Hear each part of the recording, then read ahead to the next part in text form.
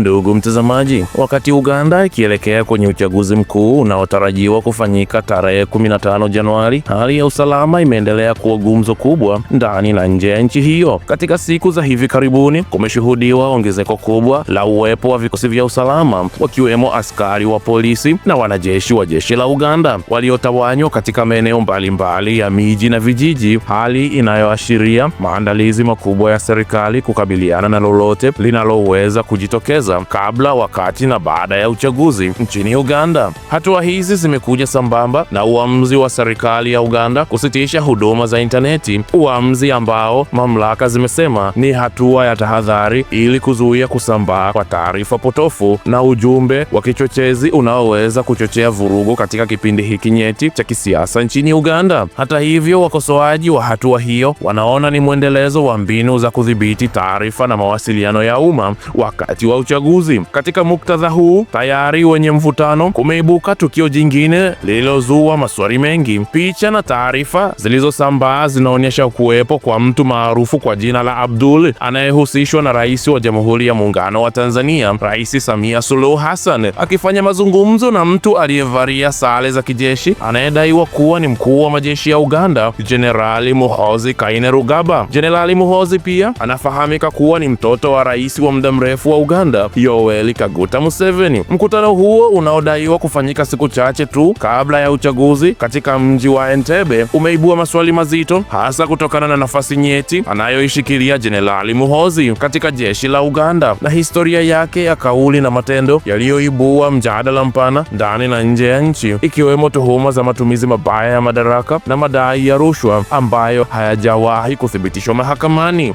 Swali kuu linaloulizwa na wachambuzi wa masuala ya kisiasa na kidiplomasia ni iwapo Abdul anayehusishwa na Rais Samia Suluhu Hassan ana wadhifa wowote rasmi wa kidiplomasia au mamlaka maalum kutoka serikali ya Tanzania yanayompa uhalali wa kukutana na kiongozi wa juu wa kijeshi wa nchi jirani katika kipindi nyeti kama hiki. Hadi sasa serikali ya Tanzania haijatoa tamko rasmi linaloeleza nafasi au jukumu lake katika mazungumzo hayo yanayodaiwa kufanyika katika mji wa Entebbe. Wengine wanaelekeza mjadala kwenye uwezekano wa mkutano huo kuwa ni wa kirafiki tu, wakieleza kuwa huenda ni mawasiliano ya kawaida kati ya vijana wenye uhusiano wa kifamilia na viongozi wakuu wa nchi jirani. Hata hivyo, hoja hiyo imepingwa na wachambuzi wanaosema kuwa mazingira ya kisiasa ya sasa nchini Uganda hayaruhusu mikutano ya aina hiyo kuchukuliwa kwa wepesi, hasa inapohusisha jeshi na watu wenye ukaribu wa moja kwa moja na marais wanaoongoza nchi zao, yani Tanzania na Uganda. Taasisi na vyombo mbalimbali vya kimataifa ikiwemo vyombo vya habari kama France 24 vimeripoti kwa tahadhari kuhusu tukio hilo, vikieleza kuwa uwepo wa mtu anayehusishwa na familia ya rais wa Tanzania katika mawasiliano na uongozi wa kijeshi wa Uganda unaweza kuashiria majukumu yasiyo ya kawaida ambayo kwa kawaida hayahusishi wanadiplomasia waliopo kwenye mifumo rasmi ya serikali. Ripoti hizo hata hivyo zinasisitiza kuwa hakuna uthibitisho wa wazi kuhusu madhumuni halisi ya mazungumzo hayo. Kwa hitimisho, hadi sasa hakuna kauli rasmi kutoka kwa serikali za Uganda wala Tanzania inayoweka wazi kile hasa kilichojadiliwa au muktadha halisi wa mawasiliano hayo yanayodaiwa kufanyika. Ukimya huu umeacha nafasi kubwa ya tafasiri tofauti, nadharia na maswali yanayoendelea kujadiliwa na wachambuzi wa siasa za kikanda na kidiplomasia. Katika kipindi hichi nyeti cha uchaguzi nchini Uganda, tukio lolote linalohusisha jeshi, familia za viongozi wakuu wa nchi na mawasiliano yasiyoelezwa wazi hupewa uzito pekee. Huku macho ya dunia yakiendelea kuelekezwa nchini Uganda, watu wengi wanasubiri kuona iwapo kutakuwa na ufafanuzi wa wazi utakaopunguza sintofahamu na iwapo masuala haya yataendelea kubaki nyuma ya pazia, yakichochea zaidi mjadala kuhusu mustakabali wa kisiasa na kiusalama katika eneo zima la Afrika Mashariki. Katika kila mjadala wa kisiasa, kila kanda ina simulizi yake. Sauti ya Chief inaleta simulizi hizo mezani kwa uwazi, uhalisia na heshima ya kweli.